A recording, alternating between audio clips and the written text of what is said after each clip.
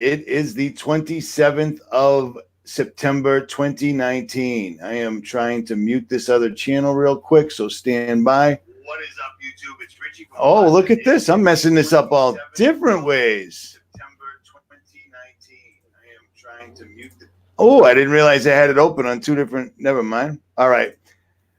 What's up, guys? I am joined once again, and I thought this was important. I wanted to do this last night, but sadly, well, actually, awesomely, he was fishing with his son, so he couldn't make it. But I brought the Big Sib, Brandon, back from the Big Sib YouTube channel.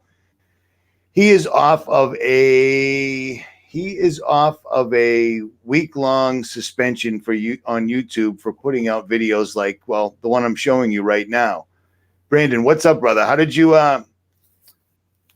did you deal with being suspended? Did you cower in a corner and do as you were told, or did you come back out with an hour-long video that just blows this whole thing straight wide open?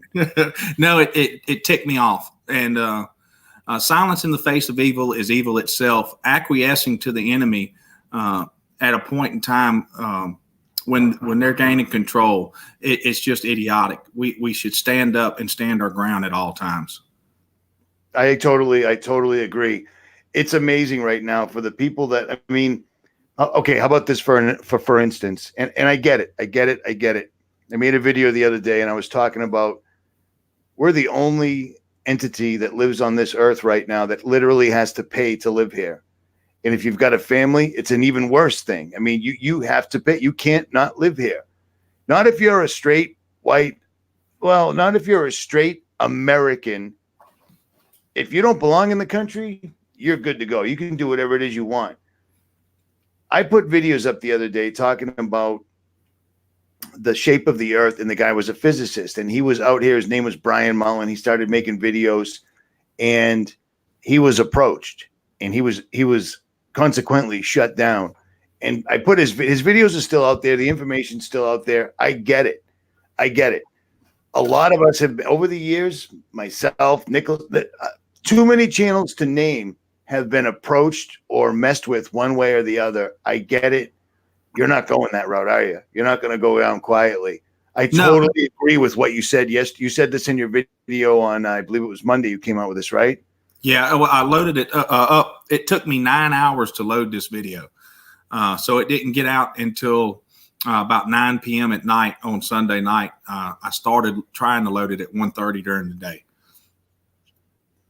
And well, it's a doozy, and I'm amazed how well you kept your composure, because I could tell when you made this video that you were mad. You were definitely mad. Hey, I know you do this when you start your videos out. You want to start this live stream off with a prayer real quick? Yeah, let's do that. Dear Heavenly Father, we want to thank you for joining us together again. Let's keep the trolls and the shields out of the chat room. Let your word not return it to thee void, but let it accomplish that which you please and prosper in the thing that where you sent it. Anoint this messenger as we get this message out, and let the seed fall on good ground. Open the hearts and the minds of the people to accept the truth and quit living the lie. In your precious son's name we pray. All right. Hey, so Richie, I could pull up. You've got it there, but the very first thing that I would like to touch on, and let me get my screen ready too. Let me do that. You tell me when you want to share, man. I got you right. You're good to go. We can screen share on both sides now. Imagine that. Technologically advancing every time. You've got it right now on the little clip that I'm gonna discuss, because this is important. So what most men and women don't understand is the importance of language today. And what happens is, as the controllers continue to lock us down and herd us into a corner to where we can't use the only not one nonviolent means of telling them no, stop. And that is what is happening today. We can't even out anybody of any particular nation. The umbrella has spread on words. And let me explain that. And I'm going to come off memory on this, guys. Stand by. What do you mean? What do you mean when you say the umbrella of words? Okay, so you take something like the word racism. Racism used to have a definite definition, right? It meant hatred for a particular man or woman of another race or whatever. But now racism can be anything that the person who deems he's been offended the umbrella has just spread.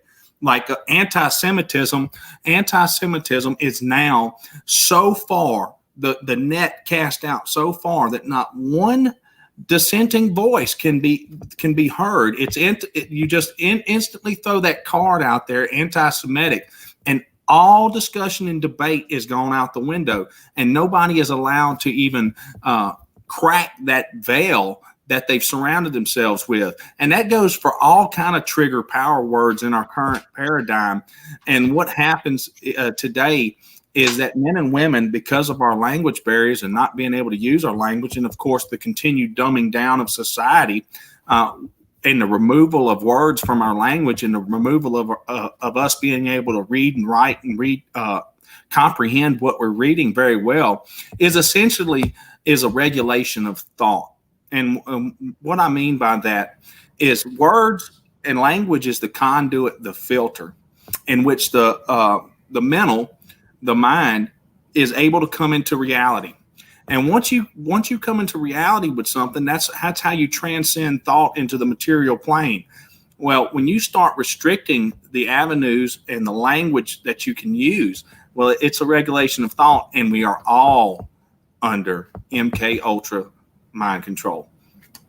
And so I'll start. I mean, Richie, how do you want this to go? Let's. How about this? Let's talk about what we were talking about before we went live. Exactly what let me show this real quick. What I had up earlier. One of my subscribers sent me a link to this video right here, and it's actually a guy that's videotaping the exact animal sacrifice in Israel as it happened. Tell me what you tell these people. Tell everybody that's watching right now what you told me about this beforehand. Yeah, well, what you're seeing here is the Lamb of God. This is a ritual. Of course, the way rituals work is they invite the whole world in, and that's that transcendental magic that's making us all part of it. And what you have is the Lamb of God being slain. That's what's, and of course to us, we know who that is. To them, it's showing that that time period is over. And then of course the next sacrifice is going to be the heifer, which is a return back to Baal and their Babylonian monarchy, the mystery religions of Babylon, which of course on our channel I don't give it the name Babylon. It's Talmudism and it's Kabbalism is exactly what it is, and it's the doctrines and commandments of men, and it's the same ones from 2,000 years ago. And you can go to the Jewish Virtual Library and read it for yourselves. The Pharisees are a continual line of rabbis that form today's Judaism, and how they have managed to bamboozle all of mankind. Well, they really haven't. It's only been within, now understand this, most of this stuff I share, all these quotes from the Talmud and all these quotes, this is knowledge that we had just 100 years ago. Most of the church people in America had this knowledge. Some of the quotes that I pulled from last week were from pamphlets that were handed out at Baptist church, at Catholic church. They were handed out everywhere. They were pamphlets, and it was common knowledge. And the way that they've restricted this is from the World War II story forward, and it's the coverage of that word, right? And by triggering everybody on this word and infiltrating and subverting, which is what they're taught to do, by the way. They're taught to infiltrate, subvert, and act on the outside as if they are pious and of good nature, but really on the inside, they're full of dead men's bones. Yeah, that's no joke. It's funny that right after World War II, a lot of things started changing. And I mean, it goes back to Crowley, Jack Parsons, all these guys doing the Babylon working, allegedly, nobody can prove this ever, but it sure seems like strange timing that Roswell occurs in 47. They tear the veil in 47. They claim that something came through real quick. And then from then on, after World War II, the war that was supposed to end all wars, just like World War I was, things started changing. They started taking over the public school system. Everything started changing. And then we had, you know, the devil's music, the CIA, the powers that be flooding the country with drugs starting in the 60s and getting even worse. I mean, it ramped up to epidemic proportions. Yeah, and what you had there, okay, let's just do the 47, right? That's a huge number, the 47 degrees on the compass of Freemasonry. But you also have the 11 there, and that's your change event code, right? That we're signaling to you that the duality is working here. We're gonna dress up as workers of the light, and really we're working for the dark. And what happened in the first two world wars, and even going back to the French Revolution and forward, was destruction of cultures, and of course the mass migration to America. This was planned. They took us out of our homelands. Of course, Karl Marx is quoted as stating, "A people without a history can be easily controlled." And what they did was slowly destroy culture after culture after culture into what we have today, where nobody has an identity. I give you an example. We call ourselves white men. Is that really what we are? No. Where's our true culture at? Where's our true identity? Where's our heritage, and where's everybody else's heritage at? It's just completely the only tribe left on earth that completely knows their heritage is the tribe sitting in Israel, acting in the place of the real tribe of Israel. It's funny that you just brought that up, because I had a conversation earlier today with somebody saying that only a few hundred years ago, no matter how it happened, every continent had its own race of people, their own language, just, you know, and if you look at it, how did they all get there? How did they all get separated where they were all the same color? They were all the same religion. They were all following the same lowercase g God, and they all spoke the same language. It smacks of the story of the Tower of Babel, in my opinion. And then suddenly they mix everybody in. Nobody knows. I mean, when I was a kid, they married it within their bloodline. For the most part, if you're Italian, you married Italian. You were Jewish, you married Jewish. Same. You know what I mean? That has been completely blurred, like you read about. Yeah. Well, of course, Richie, well, you get right back to the Tikkun Olam, right? And of course, that's the repair of the world, where most people go, okay, what are we repairing ourselves to? Well, the writing's on the wall. The truth is self-evident. We are not going forward. We're reversing, and we're destroying all our cultures, all our strong backgrounds. And of course, when, like I keep saying, and I'm going to say it time and time again, you remove a man from his history, you move a man from his heritage, and you steal the land out from under him and make him pay to survive, and put him in as a domesticated animal. And that's what we've done. Make no mistake about it, folks. We have been domesticated like animals, and we are on a human, man, woman farm. And we are being bred and treated like animals. And it's a shame. It's flagrant too. It's really, really obvious. I just imagine how these guys are sitting back and just laughing like, I cannot believe how easy this entire thing is. We're controlling these people. We're getting them to fight each other to further our cause, and it's working. Well, they already call us the cattle, right? And what we do is go out and act like them. Nobody can reach their higher mind today in conversations. Hey, look, man, the person you see on Sundays when I do our studies is the person you see out in public.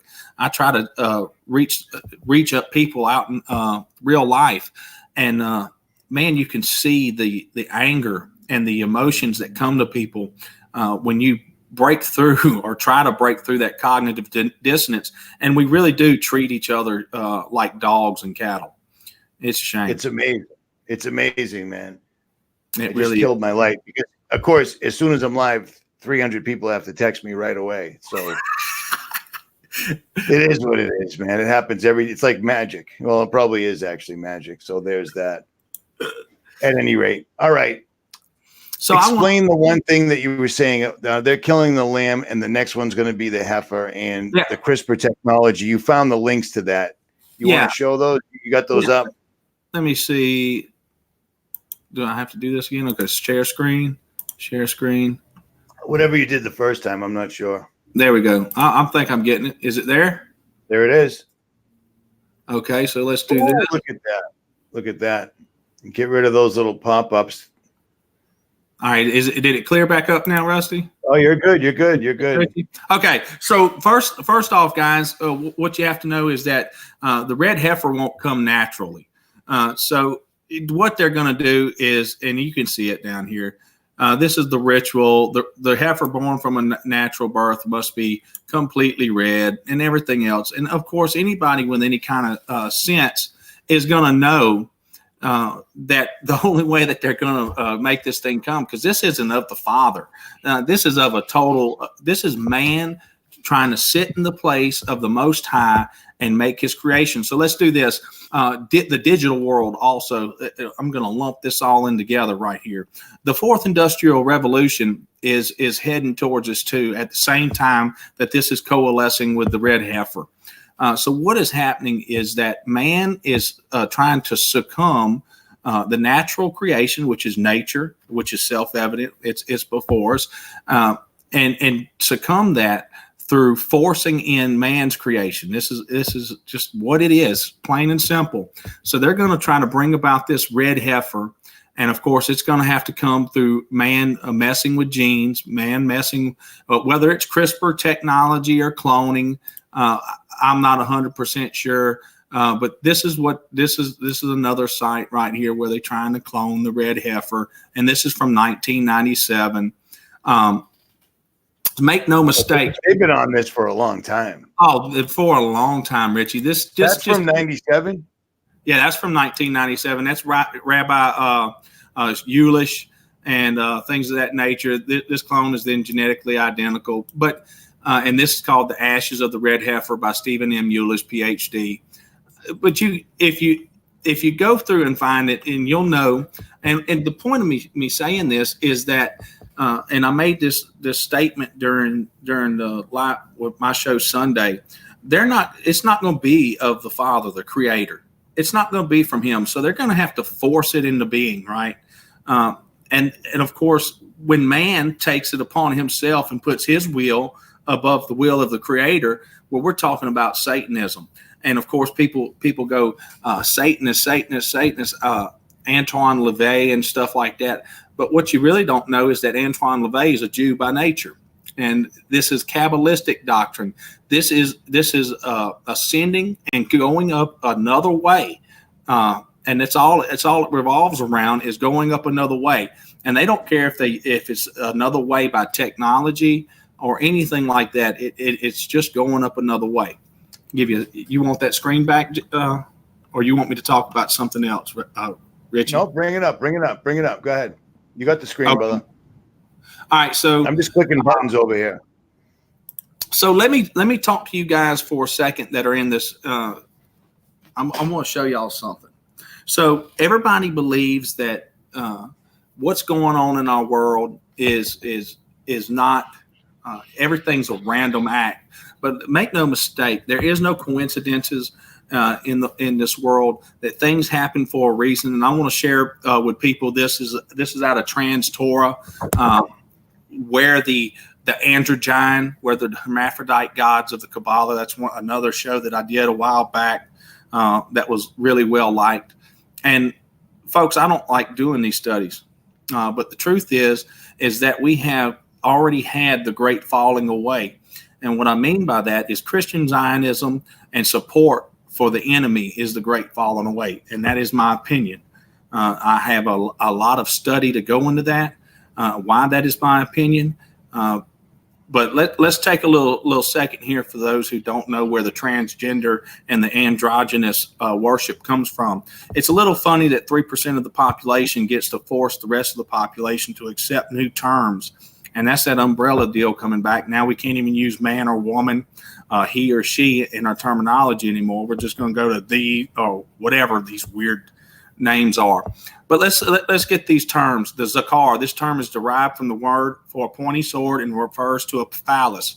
It is usually translated as male in English. All right, remember, folks, these are the original phallus worshipers. That's why you have in Washington, D.C., the phallus in London, and then at the Vatican. Make no mistake, folks. Don't differentiate the top tier. The top tier is one religion and they're one world, and they're combined together. It's the lower tiers that think that have the warring factions. The Nakiva, this term is derived from the word for a crevice and properly refers to a vaginal opening. It is usually translated as female. Then you have the androgynous, a person who has both male and female sexual characteristics. 149 references in the Mishnah and Talmud, 350 in classical midrash and Jewish law codes. That's the second to the 16th centuries.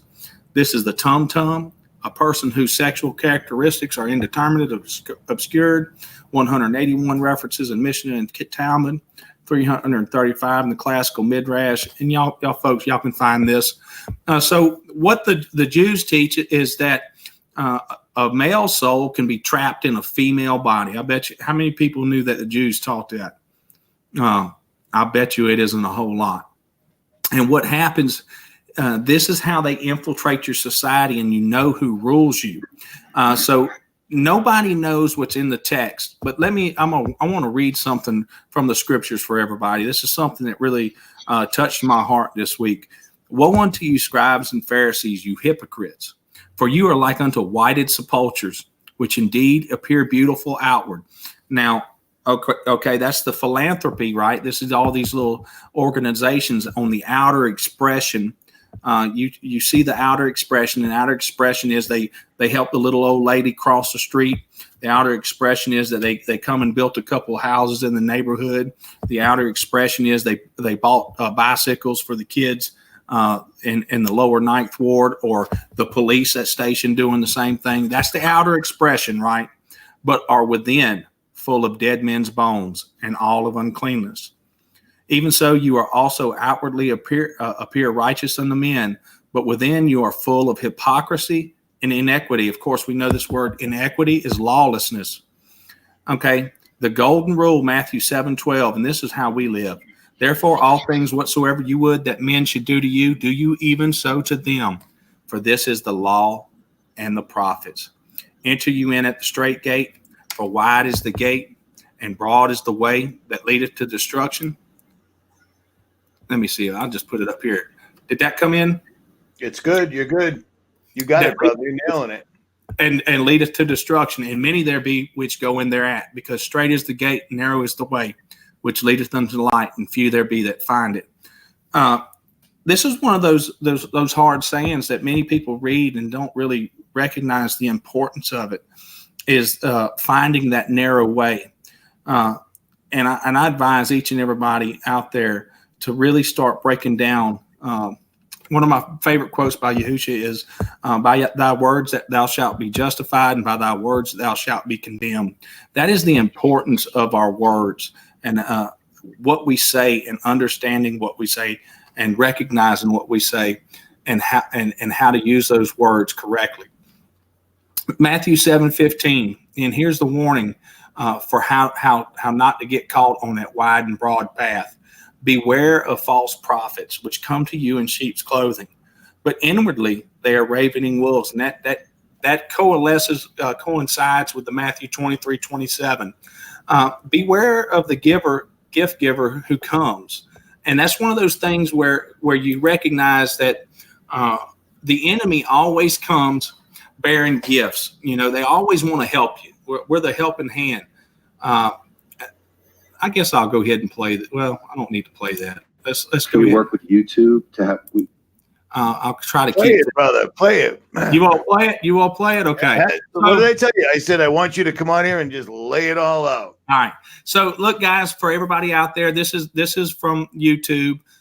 This is my what I violated. The word here is we think it violates our hate speech policy. The shame of this oy vey to the Holy Land was that it was only Donald Trump talking and Jews dancing. That was all it was. It had absolutely no hate speech. But here we're going to see another Jew, Jonathan Greenblatt, right here. We work with YouTube to get them to change their algorithms. We work with Facebook on trying to use a redirect method. When you talk about globalists, another phrase used by right-wing extremists. We work with Google on using AI to try to interrupt cyber hate before it happened. And that's all you need to know about who's running YouTube. Just so people know, he just said what I've been telling you for several years. They're using algorithms to interrupt things before you say them. Right. Before you say them. Right. So remember that time Regina Dugan was, Facebook is just going to take the words that you've already decided to share, but not the other ones. Oh, I remember that. That was the when How she creepy. was doing, yeah, that's what that's Building 9 or Building 7.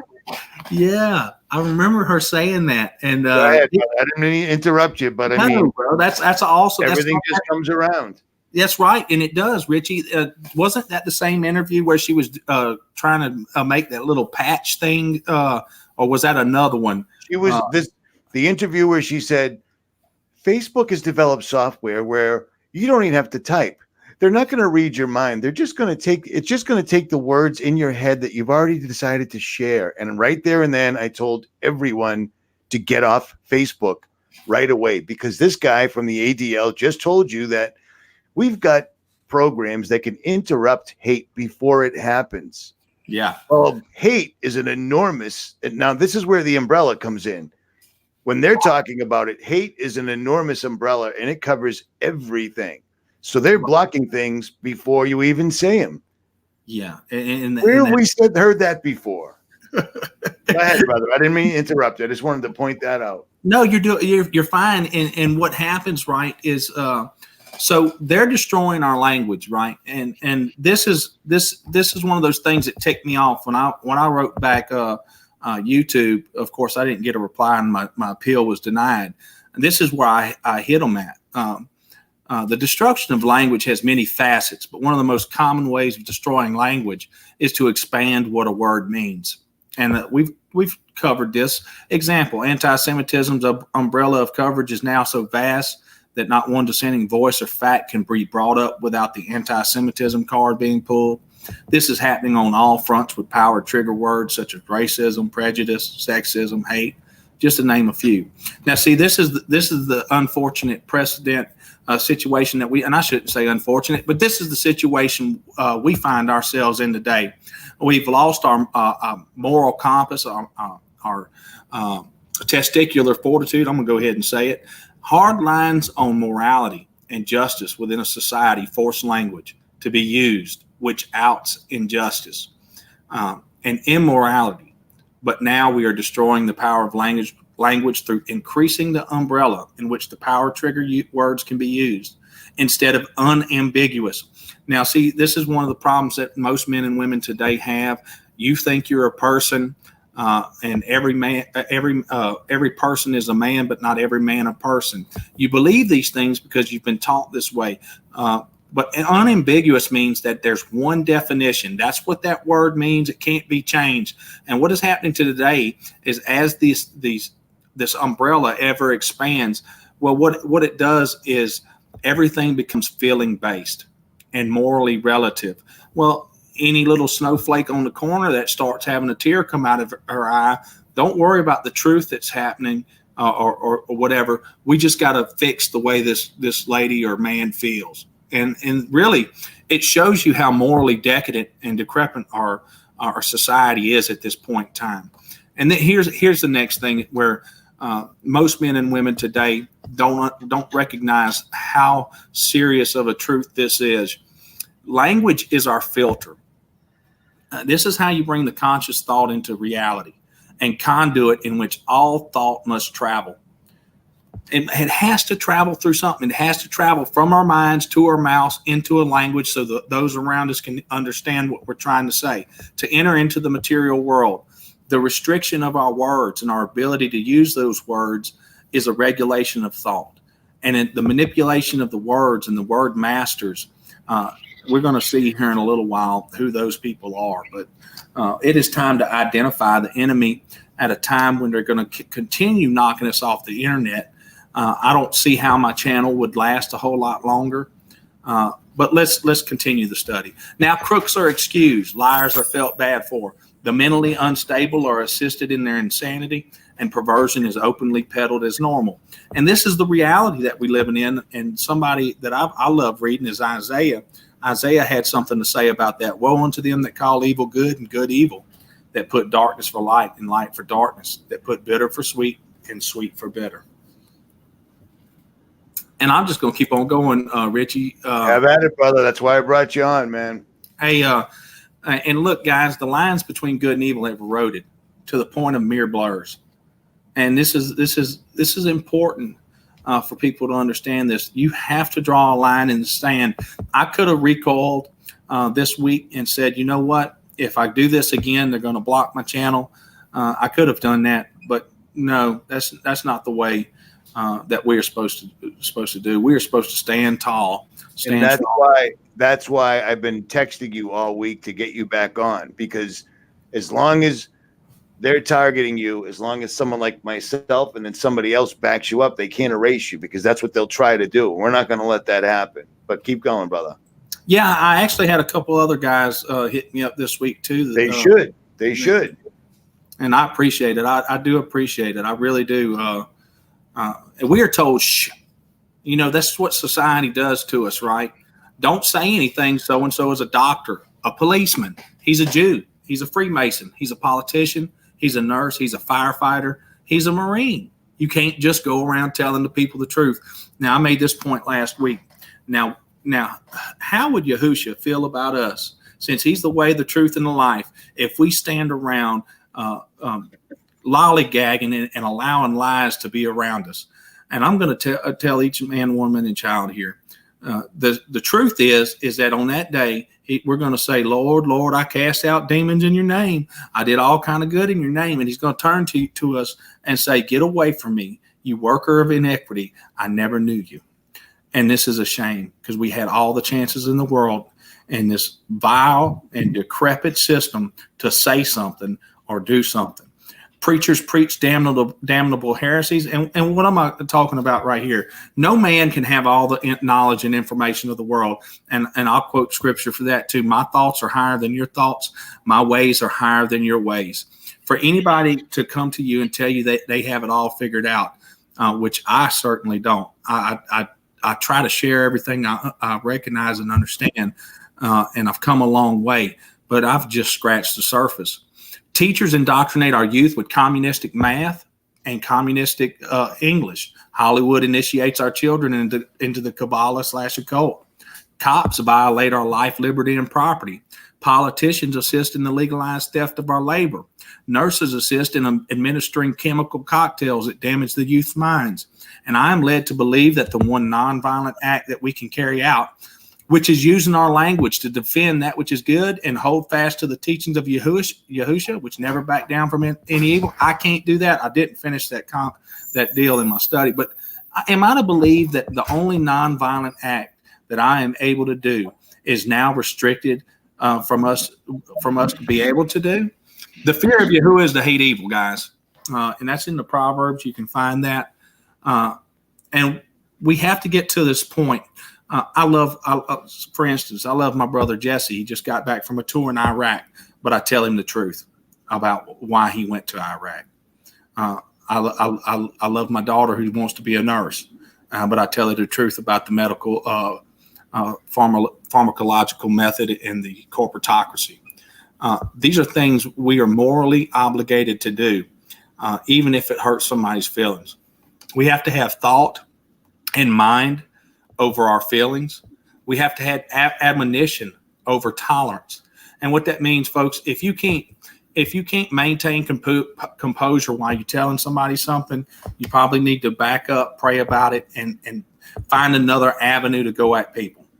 But tolerance is the bear of hardship. And that's the society that we are living in right now. Everything is about tolerance. And that's because the society is bearing the hardship of tolerating. And truth over deception. We have to have truth over deception. You want to break in for a minute there? No, I'm just hitting buttons and things are happening. Don't pay attention to me. Do your thing, brother. You got it. You're good. You're killing it. I Okay.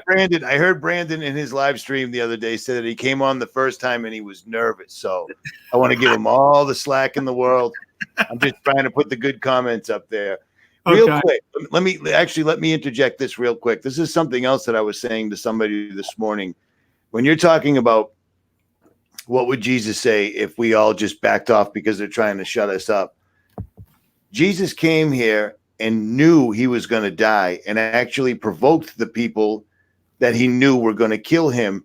Jesus went out so hard, it's unbelievable.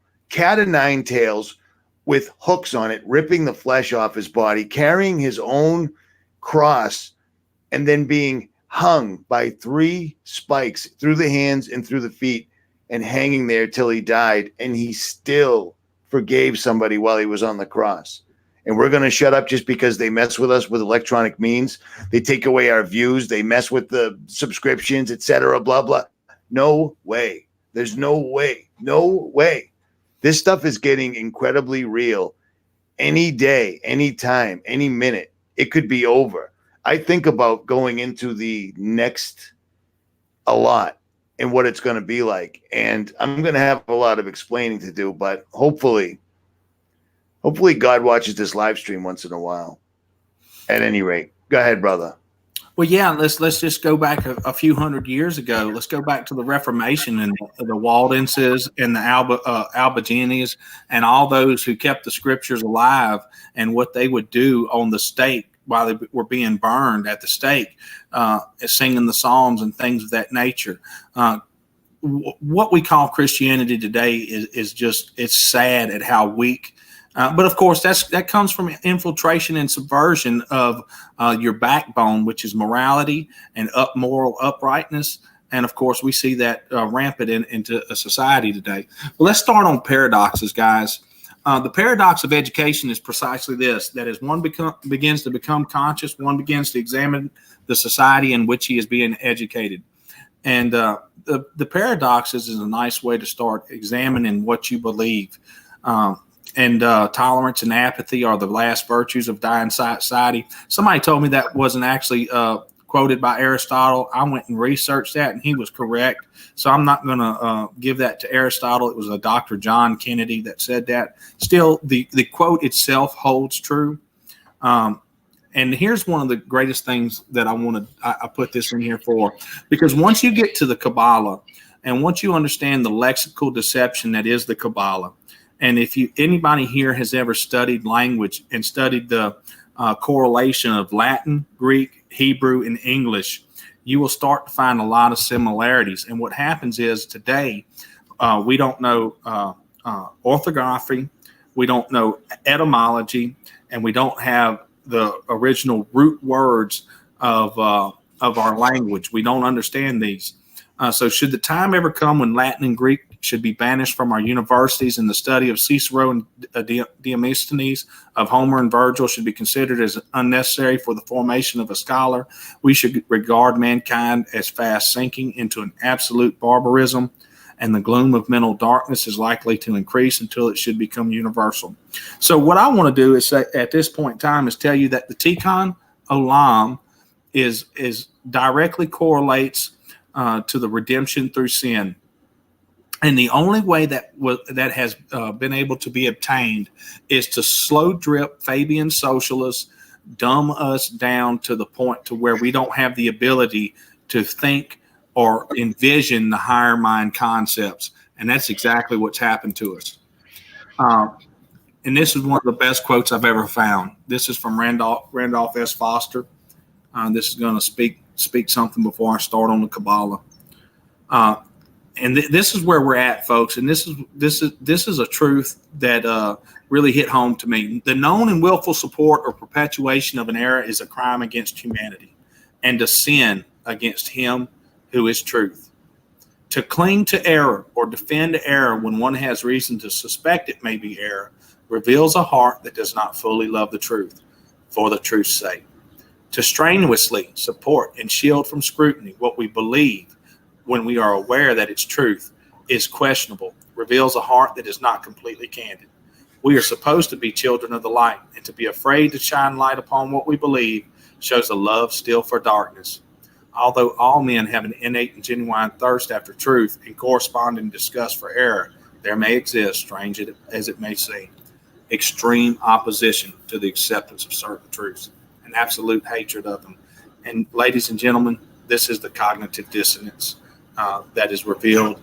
This is the when you go to talk to your loved ones, the people that you love. This is the deer in a headlight look that you get from them. The instant, what would they say? There's no point in how does this affect my life is one of the best quotes that you get from people. This is the reality that we live in, and I've said this time and time again, and this is a hard truth to take in. The truth isn't for everybody, so quit acting like it is, and you take that and understand that and apply it to your life. We try to get everybody. So here we go, guys. Here we go. We've explained language and why it's important to name things, give them proper names. There's legal maxims on this. You can go look this up. When the proper name of a thing has been lost, so has the definition been lost. These are legal maxims of law that are all over the place. So I'm going to play something for the Christians out there who may not know just what the Jew feels about you. That is the right thing. Are you Jewish? Do you want to honor God? That is the godly thing to do. We respect one another. The godly thing to do is to kill you. The godly thing is to kill me. That's right. Yes? That's what the Torah says. The Torah says to kill us. The Torah says that people who worship idols such as yourself, when there is a Sanhedrin, To kill us. yes, Okay. that's what the Torah So says. we know how the Jewish people feel about Christians, yes? That you discriminate against Christians. Christians are idol worshippers. Okay. That's how you get a channel taken down, ladies and gentlemen. But we're still going to do it because it's true. How many people? There's 1,100 people watching right now. How many people have ever heard that straight up? This is exactly why I wanted you on. I wanted you on, and I wanted to mirror your video, but I'd rather have you on here full blast because Brandon is no joke. This is like moonshine of truth right here. Well, thank you, Richie. And you know, don't love the man, love the information, guys. You know, we're all infallible. We're all fallible. But this is information I've been digging into for a very long time. And just to give everybody a little idea, I started making these tie-ins about 2 years ago on Twitter, and then I just started really digging into this stuff and reading the disgusting crap that's in the Talmud and the Zohar and all over the place, and understanding where Helena Blavatsky was. You know, you hear people talk about Blavatsky, but you won't hear people call Blavatsky what she was. She was a Polish Jew or Russian, one of those Jews. She was a Jew, and all she had done was reinterpret the Talmud and the Kabbalah and done her own stuff. But let's see here. So they're going to kill the idol worshipers, right? This is one of those weird things that they're hypocrites. And Matthew chapter 23 tells you exactly what they are. I'm going to play this video right here, and you tell me who the idol worshipers are.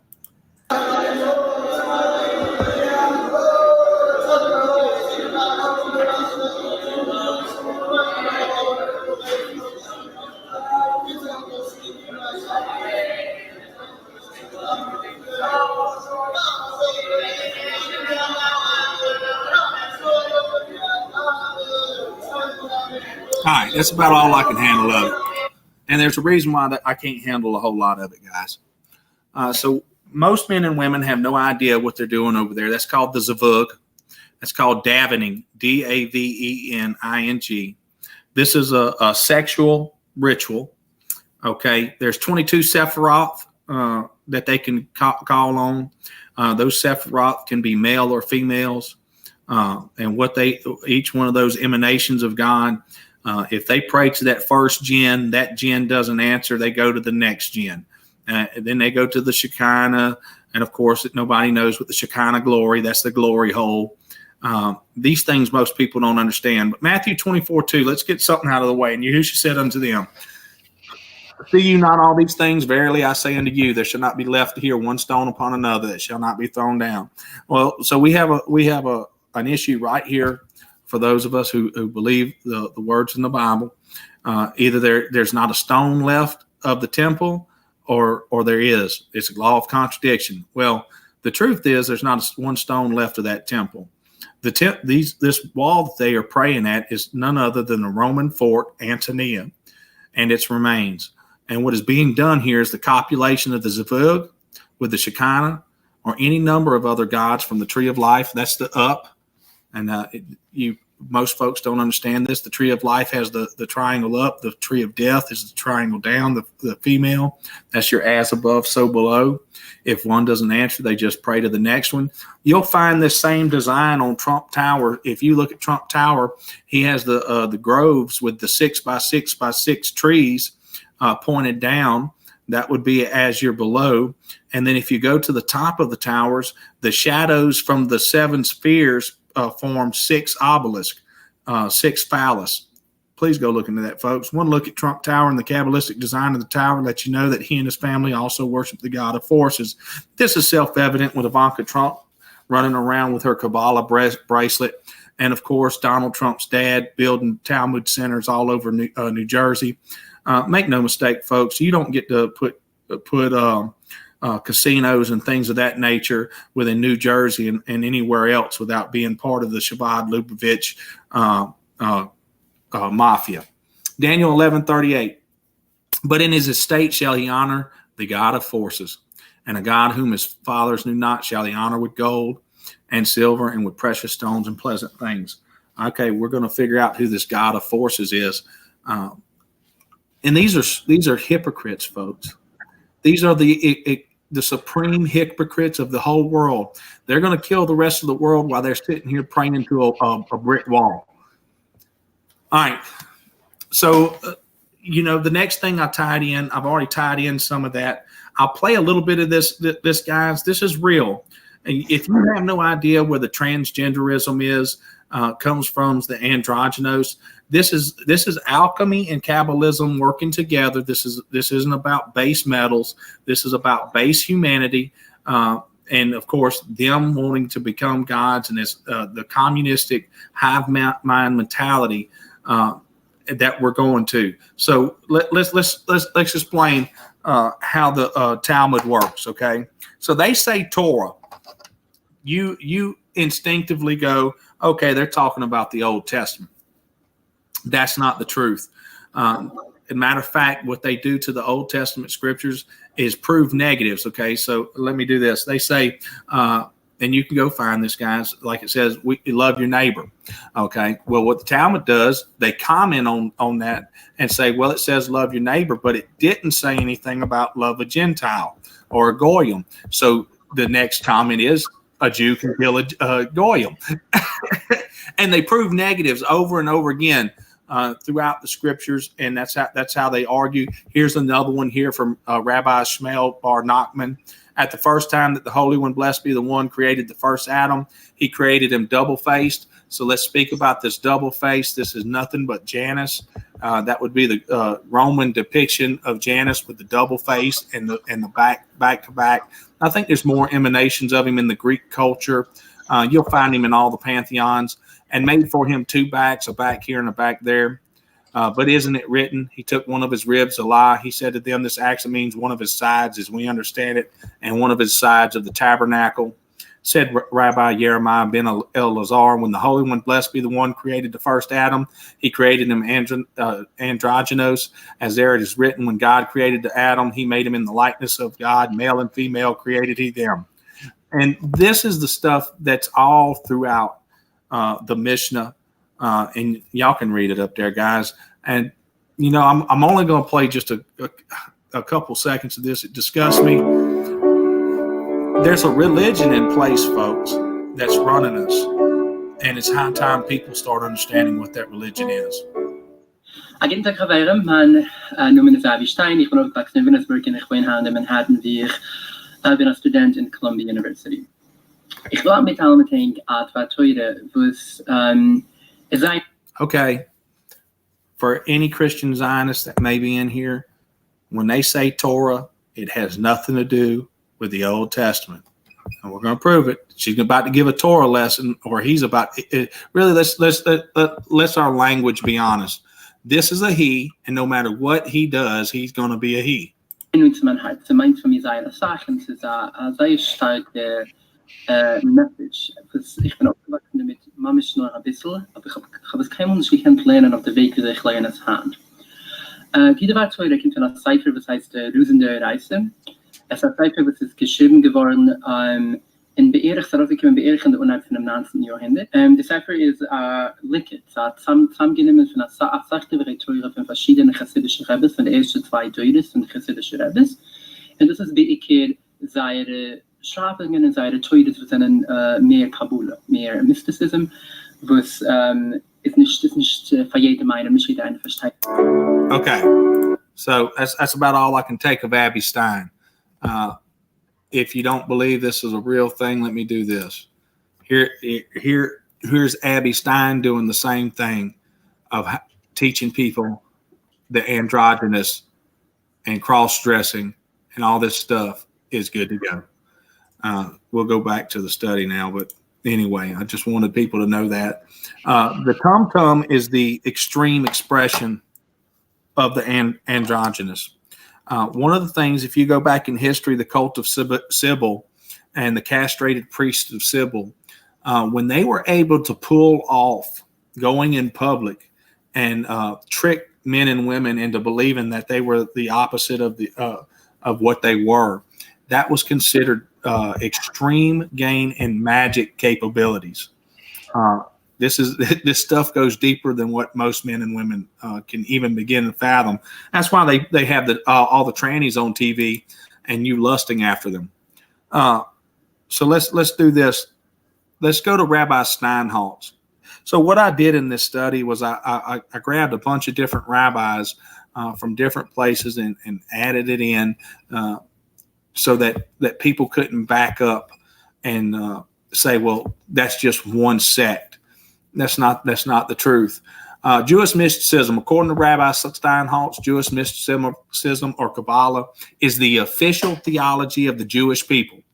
Although the world of Kabbalah is profoundly symbolic and abstract, its teachings are of tremendous significance to the individual and to society alike.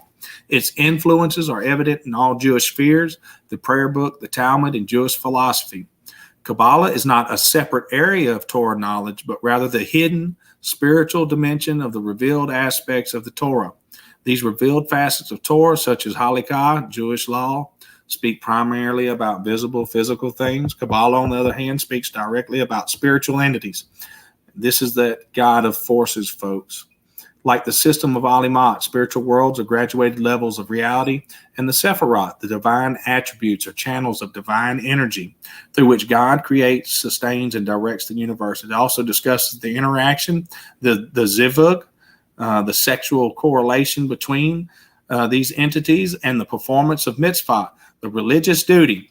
Now, one of the things that you have to give credit to the Jew and to this diabolical world order is that they are well organized, well funded, but also they don't give up. They don't ever give up in trying to see that their goals are met. And it's one of these things where any difference of opinion in any of our society, I'll give you an example right now. If I say something you don't like, and I think something that you don't like, you have instantly become my enemy. And I had one do this to me yesterday, that I'm a blasphemer and I'm going straight to hell. That was the first thing he ever posted on my channel. It's unbelievable how easily we are separated.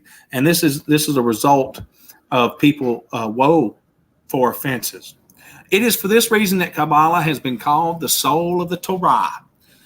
The Hasidic movement will jump on down. But so what I want to explain at this point in time is the Kabbalah deals with the lexical deception, while alchemy deals with transmutating mankind with chemicals and heavy metals. And so if you ever want to know the why we are being chemically assaulted with metals and and pathogens and everything else. It's the destruction of our DNA. But also the transmutation. Trans is to the other side. And of course, we know what mutation is. It's the transmutation of mankind. It has nothing to do with heavy metals. It's base humanity. And of course, Kabbalah deals with the lexical deception, the words deceptions, and also the gematria, the magic in front of your face. So I want to read this from Shabbat.org, the commentary on Halakha, Mishnah Torah, chapter 10. And this is from 26b. Although our sages declared, kill even the best of the Gentiles, the Goyim, and that is mentioned above, the Rambam states in Hilkot Melachim 8:10 that any Gentile who does not accept the 7 universal laws commanded to Noah and his descendants should be slain. These directives, however, can be interpreted to apply only in a time of war or in a time when the Jews have control over the Gentiles. So in all our times of peace, when mankind thought they had peace, the Jew has been always at war. That's why it's called the Jewish revolutionary spirit. They have always been at war with everybody else until they gain control. And of course, I shared some of that last week. All Jews are called not men. We're cattle. Of course, you can read this, guys. Richie, you want to get anything in here at this time, or you just want me to continue on? Brandon, you're on it, brother. You're on it. I'm just trying to keep. The only thing I wanted to pop up, and that's what I did do, was the video I did 3 years ago where John Hopkins actually called out the transgenderism and, you know, people pushing their children to take hormones. They straight up said it. Them in the American College of Pediatric Doctors and Nurses said that it's a mental disorder. You can't change sex, and the term gender is actually, like you're talking, it's a word that shouldn't exist. It shouldn't be used to point out a boy or a girl or a him or a shim or whatever. You know what I mean? It's just made up. There's male and female. Enough said. That's it. And see, the truth becomes self-evident, right? It's the lies built around. It's the sham, the wool pulled over our eyes that has us living the way that we are, right? They have built a perceptive reality that we perceive that isn't anywhere close to the truth. And of course, we just eat it up because we love living in unrighteousness, obviously. But let's talk about some more from Maimonides. Okay, this is another big time rabbi. It's a mitzvah. That's commandment / religious duty in Hebrew. However, to eradicate Jewish traitors, the Menim, the Christians, the Apocalypsum, that's the heretics, i.e., that's the sincere Judaic converts to Christianity, and to cause them to descend to the pit of destruction, since they cause difficulty to the Jews and sway the people from God, as did Jesus of Nazareth and his students, and et cetera, et cetera. I want to talk about these. Messianic Jews for a second. I want to pull this up. Let me see if I can find it real quick. I've got it up here. All right, so I want to pull up. I knew I had it pulled up. That's synchronicity right there. You're on it, brother. You're on it. All right, so let's talk about the Messianic Jews right here, because I don't want anybody to get led astray. There's no such thing as a Messianic Jew. If anybody claims that they are a Messianic Jew and retain their Jewishness, they are a liar and a wolf in sheep clothing. Period. You cannot retain the traditions of men, the traditions of the elders, and the commandments and doctrines of the rabbis, and be a Messianic and be a Messiah, Messianic man. The Jewish people as a whole. Let's do this too. Let's read Barak Levi's quote to Karl Marx while we're here. I do have a lot of this up. Y'all bear with me, folks. You're good, brother. You're good. You're good time, man. Let's read right here. Barak Levy, writing to Karl Marx, said, "The Jewish people, taken collectively, will be its own Messiah. Thus will be realized the promise of the Talmud that when the times of the Messiah come, the Jews will hold under their keys the properties of all the people of the world." I'm going to read that one more time. The Jewish people taken collectively will be its own Messiah. Thus will be realized the promise of the Talmud that when the times of the Messiah are come, the Jews will hold under their keys the properties of all the peoples of the world. And that is Barak Levy to Karl Marx. All right, so let's go through a couple of these. This is Rabbi Stephen Forston confirmed this reality. Judaism, Talmudism holds that one cannot be a Jew and a member of another religion, such as Christianity, at the same time. The so-called Jews for Jesus are just misleading. If a person is a Christian, that person cannot be a Jew. Regarding Jews for Jesus, Rabbi Morris Davis declared Judaism denies the messiahship of Jesus. Christianity affirms it. One cannot deny and affirm the same thing at the same time. Words have meaning. Jews for Jesus is as much an oxymoron as Christians against Christ. And that's the truth. You can't be, you're either one or the other. You can't be both. And that's because the two operating systems are diametrically opposed from one another. Understand that. Judeo-Christians still count themselves as Jews and accept all the religious teaching of the rabbis, Talmudism, adding only the article of faith that the Messiah has come in the person of Jesus, and we go on and on. So let's get back to the study. I just wanted to make that point. I'm glad I actually had that up. If a Noahide is striving, don't worry about going on and on, man. If you feel like going on and on, have at it, because you're killing it. Well, you're killing it. So do what you feel, man. Well, once you drive home a point, you drive it home. And look, guys, I know we've all been lied to. All right. I had a guy in here the other day. I blew his head off with some things, and he sat back and he said, why did they lie to me? And I said, man, it's everybody. We have been lied to our whole lives about who and what, and just everything from even the land that we stand on is a lie. Everything's a lie, folks. And this is one of the biggest ones that you can go and read the Talmud yourself. You can go read the Zohar yourself. And let me tell you something. What they have to say about everybody else is sad. It is disgusting. This is the most degenerate clan ever on earth. If a Noahide is striving in the learning of Torah, reveals new aspects of Torah, he may be physically restrained and informed that he is liable for capital punishment. If the court that is established in consonance with the 7 universal laws gives the death penalty to a Noahide, the execution is an atonement for the person's past transgression. Now here comes that reincarnation thing that they believe in. How many people here knew that the Jews preached reincarnation? Furthermore, the Noahide must experience reincarnation to be able to atone for transgressions he has done. This is the caste system, folks. Chaim Clarfin and Rabbi Yeldon, whatever. Here's another thing that I want to talk about. So when you see Noah, they mention Noah, or they mention the good people in the Bible, and they take claim for them. Always know that they mock them also. So when they say the Noahide law system, and you go, that's Noah that they're talking about. No, they're not. They're not talking about the Noah that you know of. The Noah that they talk about is a rabbi, is a Noah who ended as a castrate. And one story has it that he was castrated by a lion while he was drunk and on his way to have intercourse, and this scattered his semen. And I think I took the page down, but really who they're emanating there and calling on is none other than Enki from the Sumerian text, who Enki went around digging his phallus into the reeds and digging his phallus he was a pedophile too, by the way, and he scattered his semen everywhere. And that's coming out from Sumeria into Babylon and worked its way all the way down to where it is today. These are phallus worshipers, folks.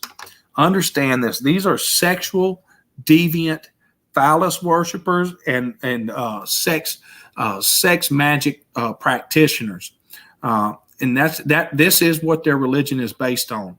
It may interest Judeo-Christians to know that while elder brother Maimonides strictly maintained Christians to be idolaters, he ruled that Muslims are not idolaters. Now here's a really hard sticking point for most of America and most of the world.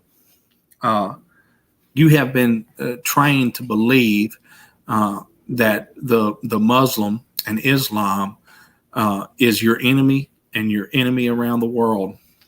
But here's the truth, though, folks. They have been infiltrated and subverted by the Jew also. And these Muslims, Ishmael, are not in any way idolaters. Idolatry has already been removed from their mouths and their hearts, and they unify G-D in the appropriate manner without any admixture of idolatrous beliefs. So at this point in time, that way, just in case nobody has seen it, let me do this.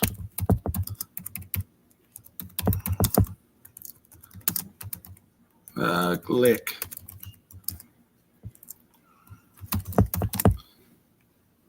Don't do me wrong. Let me find it. I just had it up the other day. You got it. You're on it. Let's see.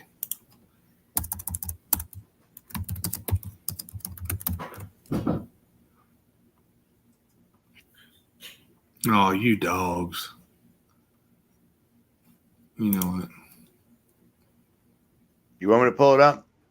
Yeah, I had it up just the other day. Yeah, it's funny how that whenever you're looking for it, you can't find it at all because they're just burying stuff. If it gets too many clicks, they move it. I think so. Well, you can see how much scriptures I read. Yeah, you don't mess around, man. There's no two ways about that. Where is Yehuda Glick? There he is. In the Quran, Allahu Wahad. Let's back it up to Samad, in Jerusalem. Because our goal is to announce to the world, God is one, His royalty is one, His name is one. Or as you say it in the Quran, Allahu Wahad, Allahu Samad, Lam Yalad wa Lam Yulad. God is one, God is eternal, and this is and our dream is to announce it, unite it, announce it to the world. Now, if anybody doesn't know, Rabbi Yehuda Glick is part of the Temple Mount Association and is part and parcel to bringing in the sacrifice to the Temple Mount. So he's not just Johnny come lately rabbi, and we did all that. And I want to tie this in at this point in time, guys. Matter of fact, let's go look at it first. I want to show you how all-invasive it is. And most people, this would bypass their recognition of and the importance of it. But right now, today in America, there's a Jedi contract being reviewed again. You know what? Let's do this.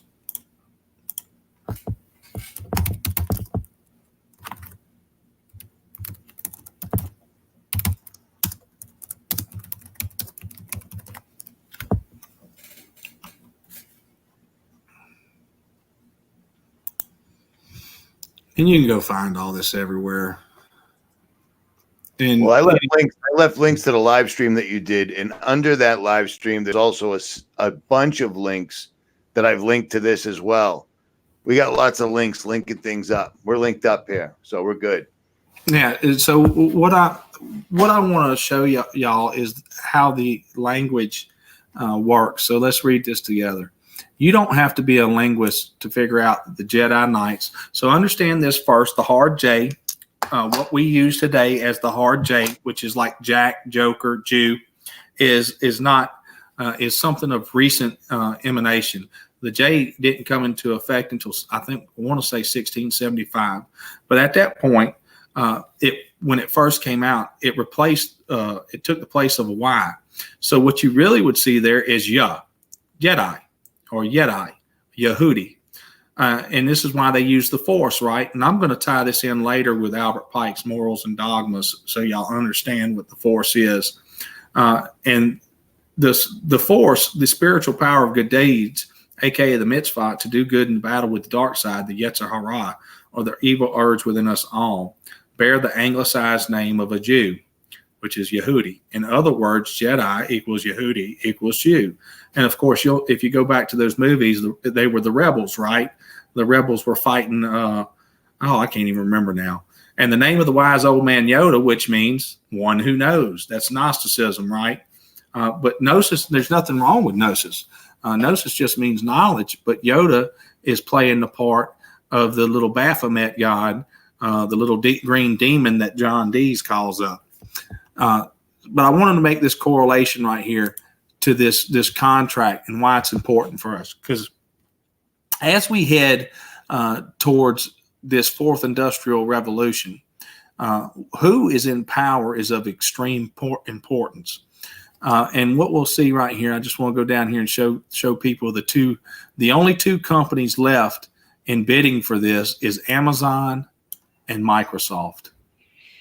And that is huge, folks. And I'll show you why. We know Jeff Bezos is a Jew. We already know that. But already, all the research and development centers for all the technology is based in none other than Israel. Now, let me stop this. Right now, you got this whole thing, this bread and circus show going on TV right now about Ukraine and everything else. That is the breadcrumbs given to the public to make it look like they're actually doing their jobs up there. The one thing you won't ever see uncovered is Israel Gate. And the fact that Israel produces all our software and hardware and is now going to take up our third-party DoD contract for all servers in the United States. Well, folks, I don't know about y'all, but it doesn't sound to me like it's Russiagate. Right.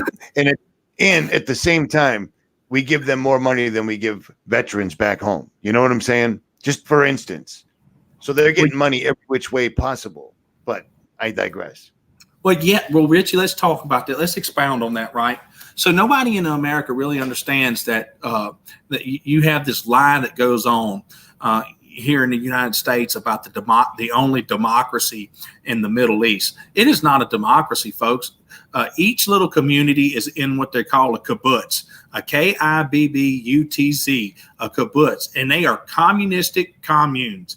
And each one, they have their own little slaves working in there, tilling the land, while Americans fund and fund everything that happens. Off our backs has that nation been built, and all they've done to repay us is train each and every single generation and higher knowledge of how to do these computers and stuff, knowing they would take over.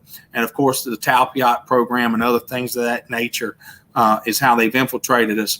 But just the simple stuff that, like the Star Wars, that most people go and love and watch, what you really get indoctrinated into is the religion.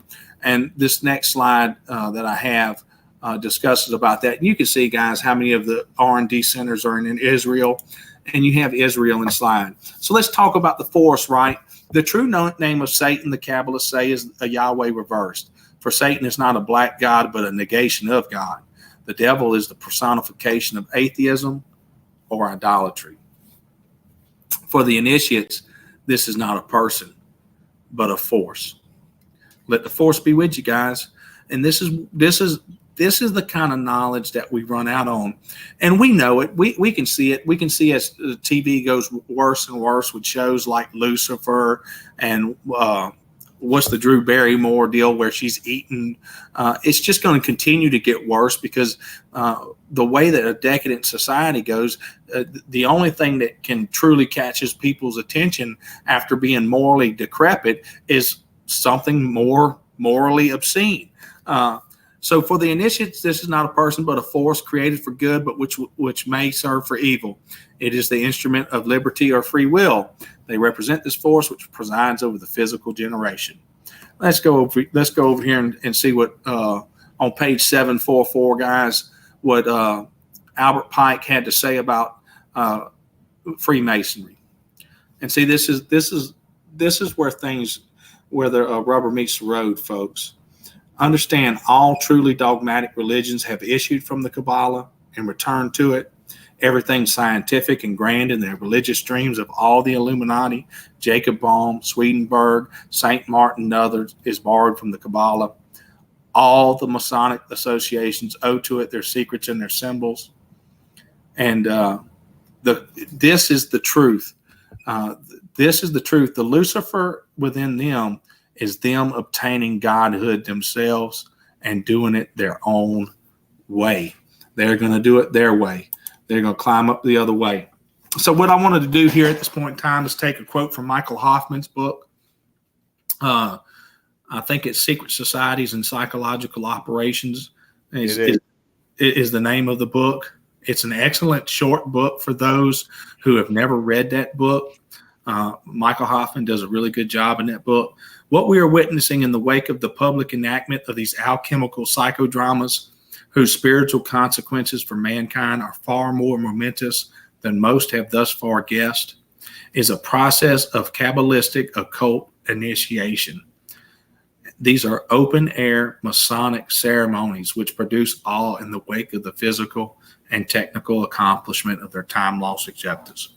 So what they have done, and let me break this down simply, is remove us from the knowledge of our natural world by dumbing us down, indoctrinating us, and brainwashing us with the TV, science, and what we call education. And by removing us from the natural world, now we're living in delusion. And because we're living in the delusional world and we think we're nothing but a speck of dust floating in infinite space, the men's removed from their spiritual nature start acting like animals. And as we act like animals, they are in control. And that's just the truth. And so I discussed all this, folks, and we actually did talk about the red heifer clone. What I didn't put in this study was Sabbatean Frankism and the fact that Jacob Frank was the reincarnation of Sabbatai Zaveh, and that the structure of socialism is that of Jewish messianism. And you have to understand this, folks, that redemption through sin is their basis of what they do. So once they feel the cup of abominations, they feel that their Messiah is going to come through and usher in their epoch of rule, which is, of course, ludicrous. But this is what they actually teach within their holy writings, is what they call them, and it's nothing but the doctrines and commandments of men. And it's one of those things. Where I'm going to add a passage right here. I want to say it's Matthew 10:16. Behold, I send you forth as sheep in the midst of wolves. Be you therefore wise as serpents and harmless as doves. Right. Matter of fact, let me pull it up on my computer. So I want to read a couple of scriptures from that. Let me see. Let me find it. Here we go. Killing it, brother. You're killing it. You ain't nervous tonight. So we go, behold, I send you forth as sheep in the midst of wolves. Be you therefore wise as serpents and harmless as doves. Listen, folks, listen to me.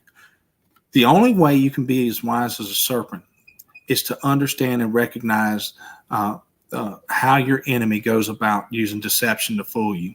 The only way you can remain harmless as a dove is to walk up into the temple and sling the money changers out and confront the Pharisees and the Sadducees straight to their face.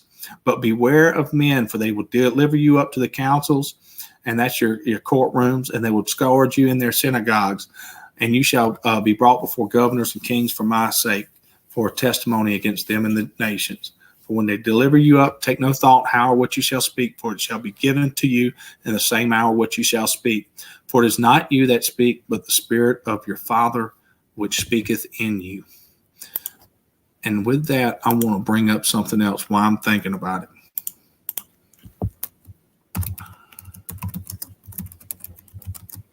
There it is, pop up.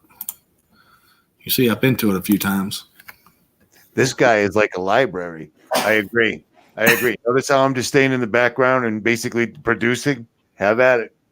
Okay. So what we do here, guys, is on this, we use their what they've written down. I had a guy ask me the other day, well, how do you know the Jews are the Pharisees? Because they've told me so. So let's read this together. The most important of the three were the Pharisees because they are the spiritual fathers of modern Judaism. Their main distinguishing characteristic was a belief in the oral law. So understand this, recognize this. When they say Torah, they mean the oral Torah. that God gave to Moses at Sinai along with the Torah. The Torah, or written law, listen, pay attention to the words here, folks. It is important to have good reading comprehension. The Torah, or written law, was akin to the U.S. Constitution in the sense that it set down a series of laws that were open to interpretation. Let's read that again.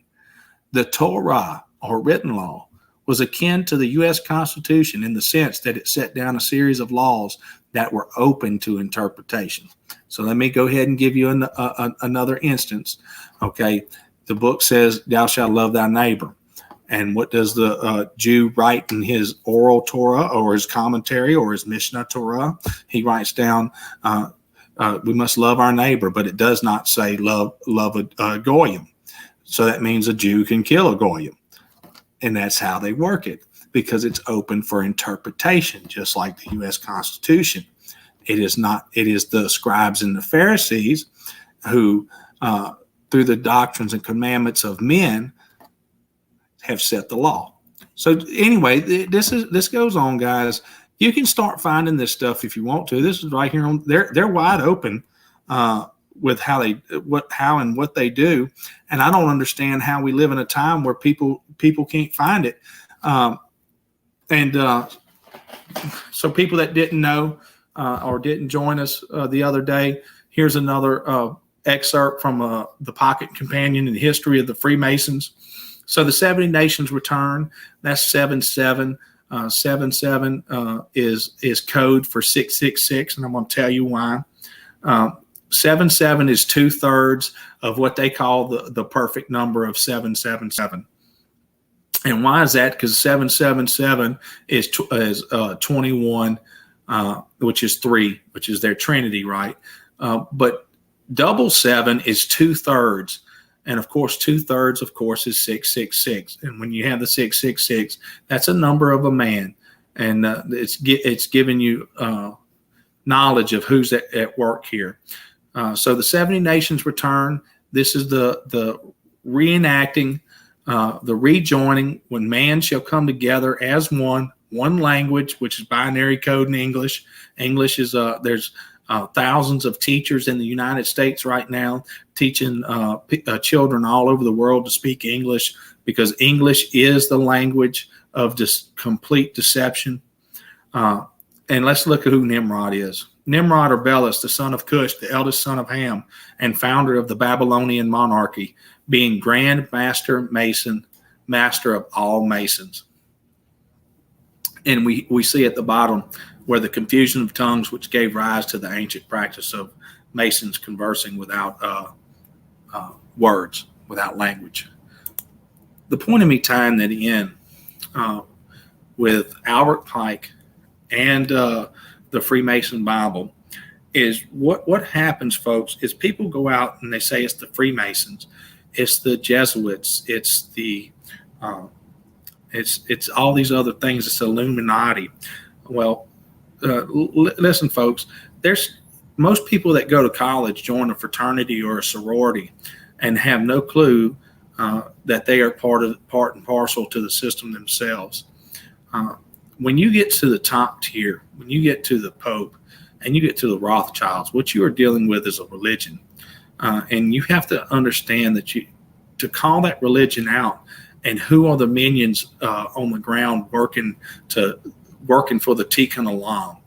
And I hate to break it to you, folks, it's the Jews. And we better find a way to say that and out them for their religion. If there's true people within that call themselves Jews that don't want anything to do with it, well, they're going to have to be like Jack Bernstein, who wrote the book American Jew and Racist Marxist Israel. And of course, he was killed by Mossad. But those people are going to have to quit taking part. Silence in the face of evil is evil itself. And I won't be a part of it. So anybody saying they don't want any part of it, but keeping silent about the Talmud, about the Kabbalah, well, they aren't. They're hiding evil. And of course, the Kabbalah has been interpreted as a means of understanding the cosmos, the emanations of God. That's what they tell you, right? The framework of practical magic. But really what it is psychological technique. Sigmund Freud was a Kabbalist. Of course, his little buddy. Who was his buddy? Richie, the Freud, the other guy. His nephew. Yeah. The one that did all the that wanted people to buy everything materialistic. I can't think of his name off the top of my head. Bernays. Well, as soon as you started talking. Bernays. Edward Bernays. Yep. Hey, real quick. I get emails about this. Here we go right now. Paul Adam is saying, RFB, bro, you need to be more careful. This dude is so against scripture. Well, here's the deal. I don't see it that way whatsoever at all. What Brandon's done, and the reason I found him in the first place, which I don't even remember how I found your channel, and it was small at the time, is because I listened to one of his live streams, then I listened to two of them, and I'm like, not only is he laying this out better than I could, he's literally tied every video I've ever done together, and then broke down things like the last comment that I highlighted that said the only thing that's not open in interpretation is the Second Amendment. That isn't true either. None of that's true. Just so you know what I'm saying? Everything Brandon's saying, I agree with completely. And I would have to say that at least 1,300 people that have found this so far have as well. No disrespect, Paul. I'm just telling you. Apparently you haven't watched my videos because I've said the same thing about the Talmud, how they, poking a 3-year-old in the eye is, you can rape them. It's just like poke him in the eye. It's no big deal. The wording, I mean, it's all coming to fruition, man. They just did their first sacrifice. So there's that. You want to step in on that at all, or you don't have to? You're always going to have men and women that think differently than you do. But the one thing that I've done for every single decision that I've made on my channel, I have always held scripture up telling you why I think that way. Now, let me be completely forthright and honest right here. Could I be wrong? Yes, I could be wrong. And the reason that I'm able to say that is because I'm true to who I am. Perfect. The problem with most people is that they are so stuck in their belief that they can never be wrong. So as soon as I disagree with what they think, they have to come at me. And you know this, Richie, they have to come at the man, right? But you can't deny the information that I've laid out. I've done it in a way that I've been open with everything, every question anybody's ever had of me. I have addressed it in the study with information. And I don't see how I'm hiding or trying to shame anybody. Check it out. The Janice Joplin just left a comment, and it ties it together perfectly. This is what I should have said. All the videos, all the information that I've come across that they've allowed us to see, that we've tied together. Brandon took all the information and then tied it together scripturally, which is something I couldn't do myself because I'm not a biblical expert as he appears to be. Not that he claims to be, but he appears to be, which is why during this hour-and-a-half live stream, I've sat in the background with my mouth shut because that's what I should be doing. And it is what I'm doing. So there's that. Continue. Yeah, well, we do our best with the amount of knowledge that we have in front of us. And that's one of the things about being just a mere man is we can only do so much, but really all I've ever done is get, and let me restate that. I couldn't have done it without the help of the Father. There's no way. I've been sitting here at this computer days and just something fall into my lap, either on Twitter or through a search engine on Google Chrome. You see, I use Google Chrome. And I find stuff that I should have never been able to find, but I find it. And these are the way the spirit of truth works. Love the information, never love the man, and just take what's good, leave the bad if you don't like it. I love you anyway, bud. I know. Kabbalah and alchemy are comparable in their methods of manipulation, guys. I'm going to keep telling you this, and men and women have to come to an understanding and grip of this. It's about base humanity. Okay, so in order to take control of society, you have to remove its moral compass. To remove its moral compass, you must remove the intelligence of a society. Only an ignorant and stupid society can be morally decrepit, and that's just a fact.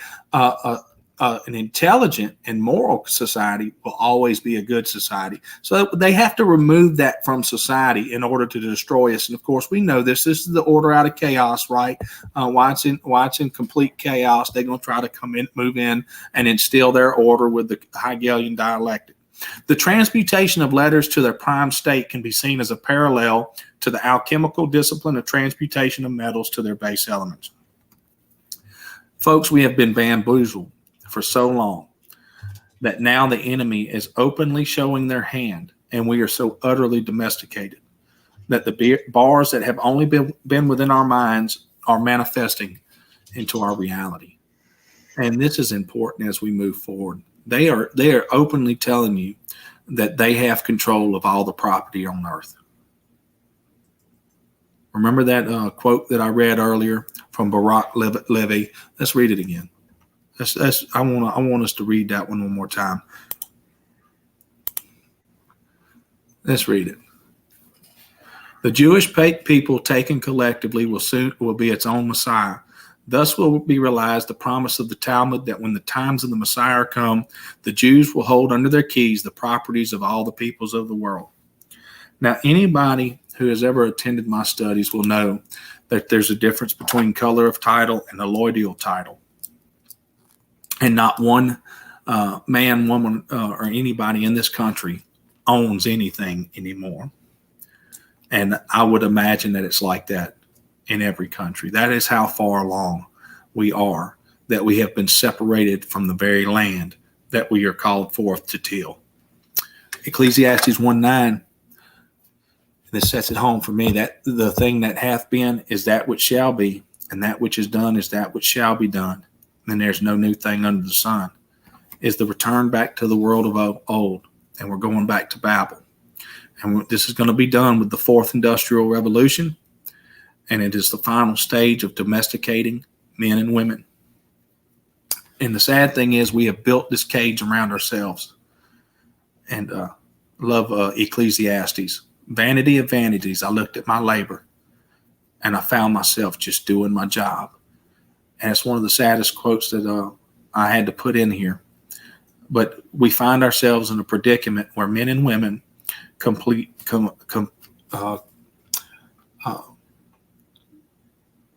men and women every day continually commit unjust and immoral acts against one another, and they're just doing their job. And we wonder how the conspiracy is so large. It is not my intention, and I'm going to finish this up right here, Richie, and then we can talk about it. It is not my intention nor goal to bring studies of doom and gloom to anybody that foster hopelessness, but rather bring to your attention the signs of our times. And instead, I hope to ignite a fire of righteous indignation towards the lies that surround us. The programming we receive from birth, along with the assault of chemicals designed to make us docile, is proof that what is feared is an educated, morally upright, Yahuwah-fearing people who will not stand down in the face of evil, but openly expose it. And I want to say this too, the Jews aren't the only issue, but serve the agenda perfectly. Why?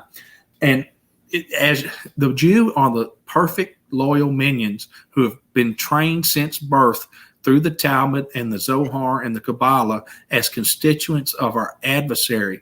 It's and they're going to rise to the top. They're going to take positions of power because they are trained in the art of deception and lies. So of course they're going to, once we lose our moral uprightness, there's going to be a Jew in every prime position because they've been trained to be that way. Ecclesiastes 1:4, I've seen all the works that are done under the sun, and behold, all is vanity and vexation of spirit. And this is a fact, folk. That which is crooked cannot be made straight. That which is wanting cannot be numbered. And I'll attest to this right now. While I was crooked, I couldn't be made straight. It wasn't until that day I changed that when I was made straight, I didn't want to be crooked anymore. All right. I think that's it, Richie. Hold on. Hold on. Before I forget, and don't you forget. And I agree with that. The last PowerPoint you had up, send me that, because that entire first paragraph is exactly why I continue to do this. They've done everything they possibly can to shut me up. I'm on a backup channel right now. and I'm doing exactly what I know. While I'm listening to you, I keep checking Gmail for your video's been taken down. Like it's not even up yet. It's been taken down, or you're copyright stricken because of using Brandon's voice or whatever. It's a perfect explanation. Why do you keep doing this? Because we have to.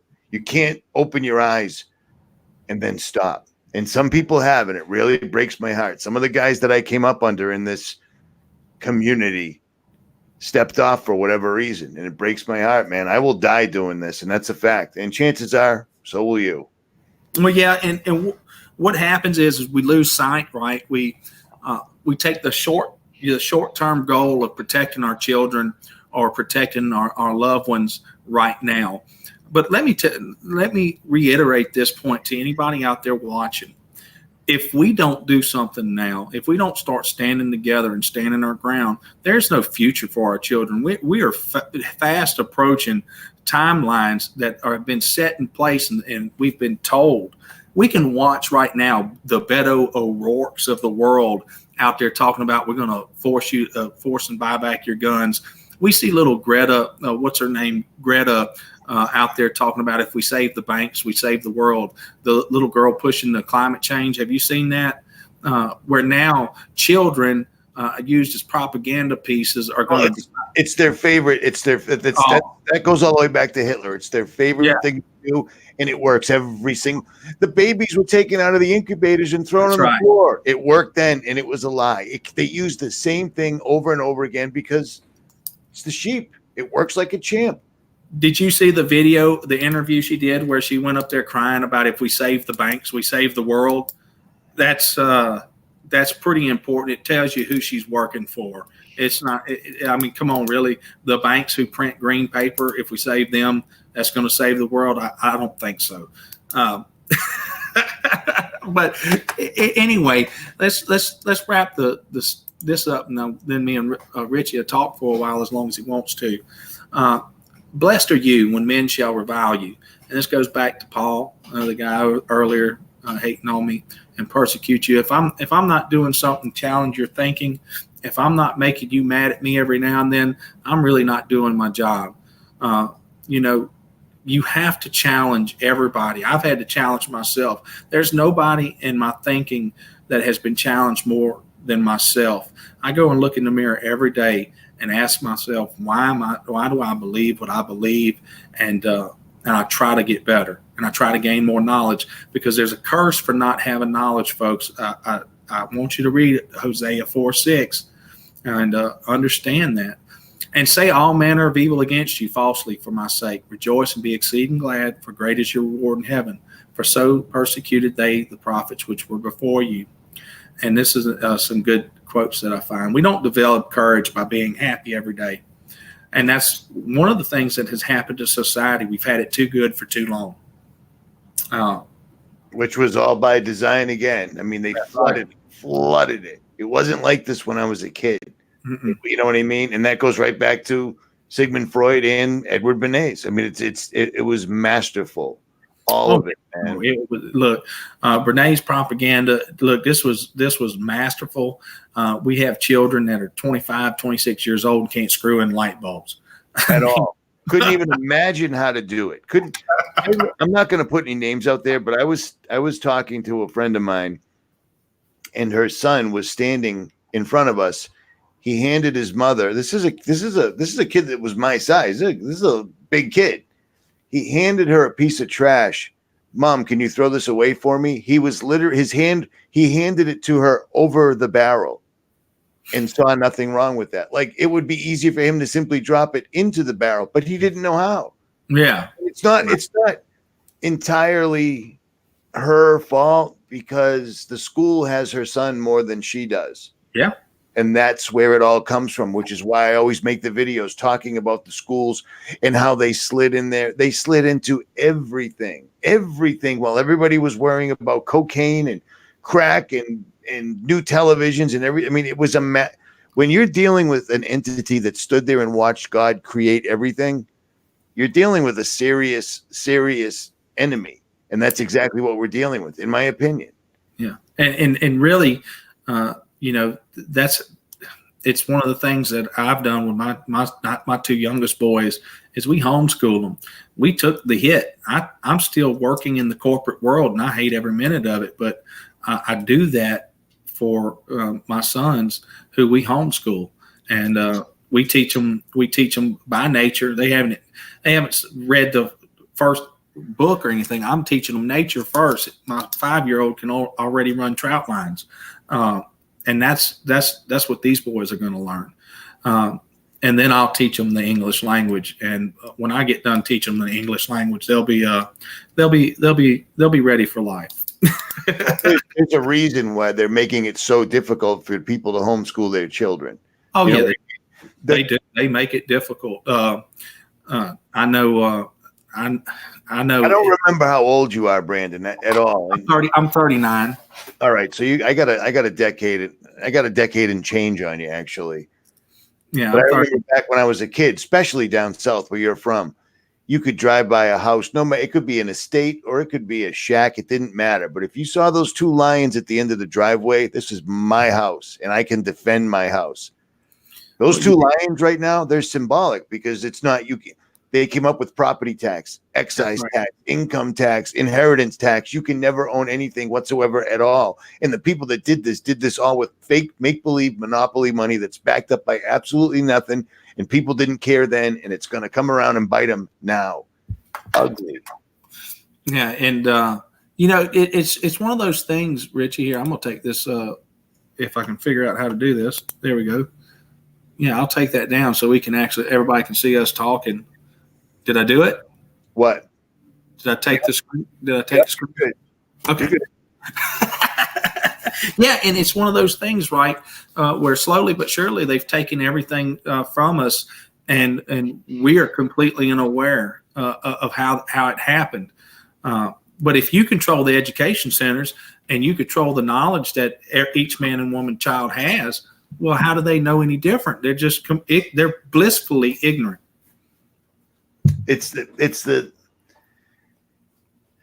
I remember when everything seemed to speed up. You know what I mean? You used to have your mother at home, and it was them once again that came up with the women's liberation movement. Who do you think was behind that? It was the Rockefellers, the Rothschilds in the background, whatever. But it was them, the Carnegies, the Mellons. It was the same Illuminati, whatever you want to call them, the enemy. Yeah. They did this entire thing step by step by step by step, and they completely broke down society to the point where we're on the internet fighting for our lives because they're simply shutting that down too, and nobody seems to have a problem with it. I use that phrase. I can't think of it off the top of my head, but when they came for the Polish, I didn't care because I wasn't Polish. When they came for the blacksmith, I didn't care. I wasn't a blacksmith. When they came for me, there was no one left. The people, they've done such a great job of making anyone think that anyone that talks about anything we're talking about is a complete conspiracy theorist or a tinfoil hat or something that you don't want to be. It's not popular. You don't want to be that. It's worked perfectly because they're shutting us down, and the mainstream people that are going to be affected by this more than they care to know don't seem to care, man. It's crazy. I never thought it was going to happen this fast, man. No, as just as recently as 2 years ago, Richie, I was telling my wife that we had at least 10 years left, and at least at the very minimum. I don't think that way anymore. It's coalescing too fast, and society itself is getting too decadent. You cannot. The society's not going to be able to withstand itself because it's going to eat itself as it keeps losing its morality. And I don't know, maybe one more generation of children coming out of the public education system that thinks they're unicorns. How much more of this can society stand to hold up? It's insane to me how they bring a 5-year-old. This little girl is so brave because her parents started giving her hormones, and now she's a young man. Yeah. This is insanity, man. It is. It's all about vanity because the parents don't care about the children. They want to be on that television show we were nothing before, but now we're the brave parents of a brave child who at 5 years old discovered they were trapped in someone else's body. Right. That's a bad parent. That's somebody that should be in jail just so they can see what it's like, because jail's not fun. Yeah, and I'm gonna tell you right now, it's the inversion of nature, just on the same concept with the feminism, right? They take and invert all of reality. So nature provides that the man is the protector of his family, his protector of his children, and he has that role as the head of family. Well, of course, they invert that, and they take and make the female the head of everything, and wonder why everything's running rampant. And of course, you'll see it in society too. Pay attention to, if you do watch sitcoms. I don't watch them anymore, but the head of the family is always some doofus dumbass speaking, and they're always dummies, and it's totally programming, and nobody knows which way's up and which way's down, or which way's left and which way's right. It's true. It's true. I mean, I didn't think that I said it so many times, but I said it because it was a good thing. You know, what is good will become evil. What is evil will become good. Well, we're here. We're here. It's an absolute trip, and nobody want to rock the boat. They brought in politically correct back in the 90s to soften everybody up. You can't be. How dare you're proud that you're an American? Well, because I'm American. What do you want me to do? You know what I mean? I'm not walking around with a strap on wearing, riding chaps and whatnot. I'm just an American. That's all there is to it. I'm still like that to this day. I definitely upset people when they meet me in real life. That's why I usually don't talk, but it is what it is. It's been masterful. The way they've been doing it has been masterful. And we're getting there, brother. It's sped up. Oh yeah, no, it has. And one of the things that I focus on is the technological. Of course, that's right. That's true. A human being is a monster, and that's why we don't use the words man or woman anymore. But the technological thing is one of the things that I focus on. Of course, that comes from Nicholson 1968 and how long. Dude, I was gonna interrupt you like twice and said, do you listen to Nick? Because you say a lot of things. Nick was right on it. I haven't heard from Nicholson in a while. We used to talk a lot, but he got busy. So yeah. And you know what? I'm not going to say if man, we're all human. The day they knock on your door or something of that nature, and you got children, that's a hard stand up.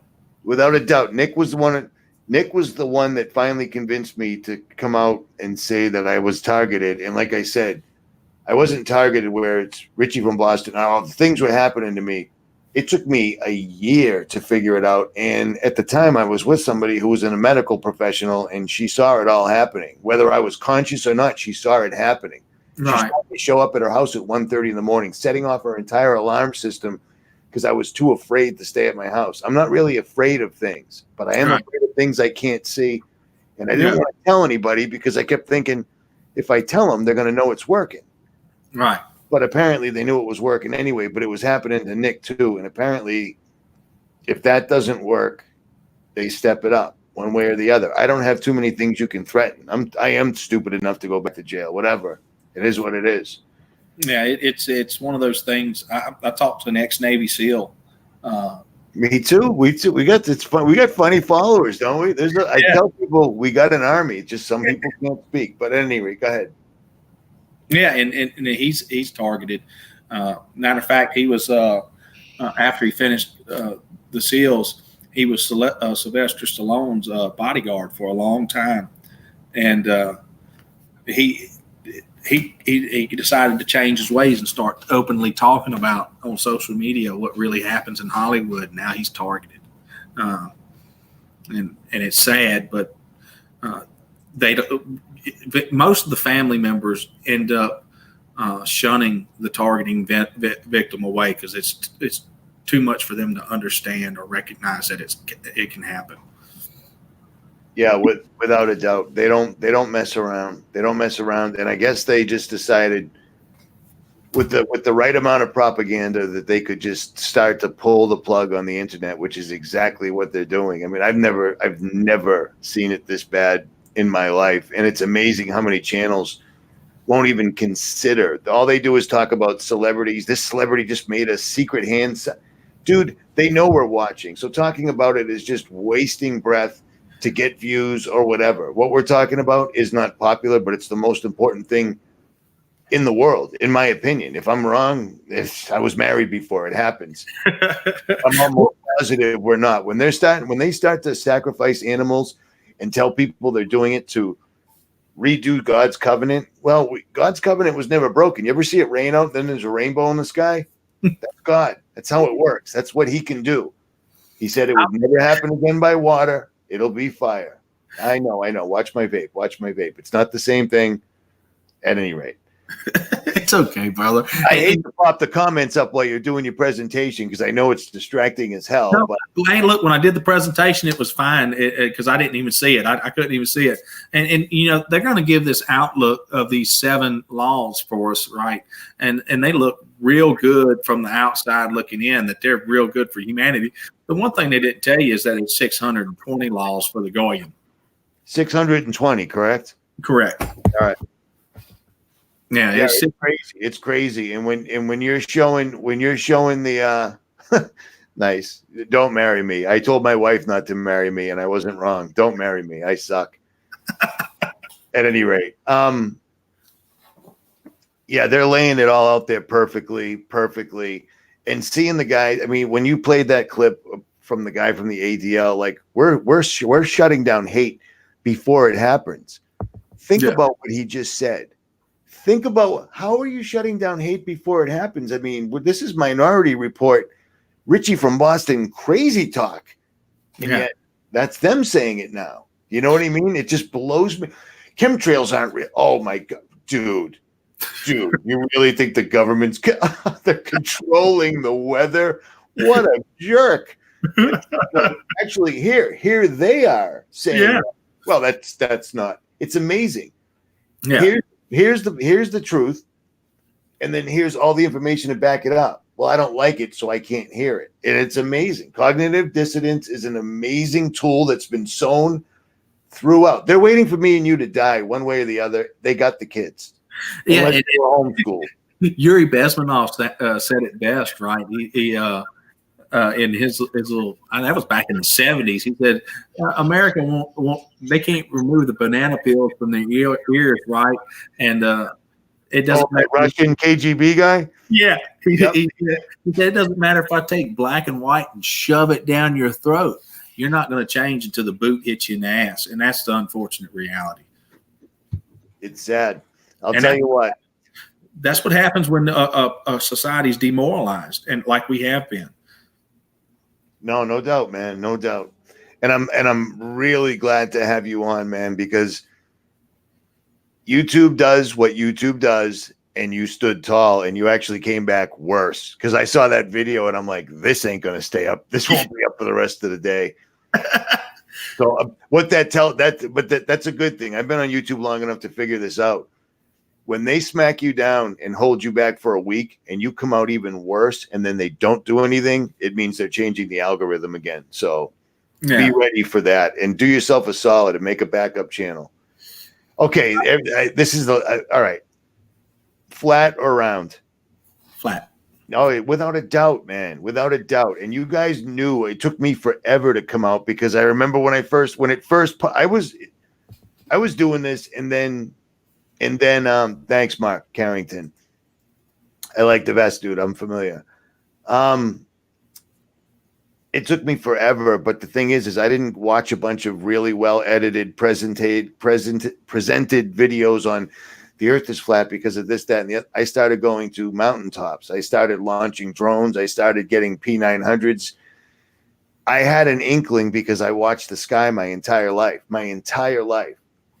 And I started noticing stars appearing in the sky. And I'm like, that doesn't happen. Like that, there's a new star. And they're all red, yellow. They're all the exact same colors that you would find in a television.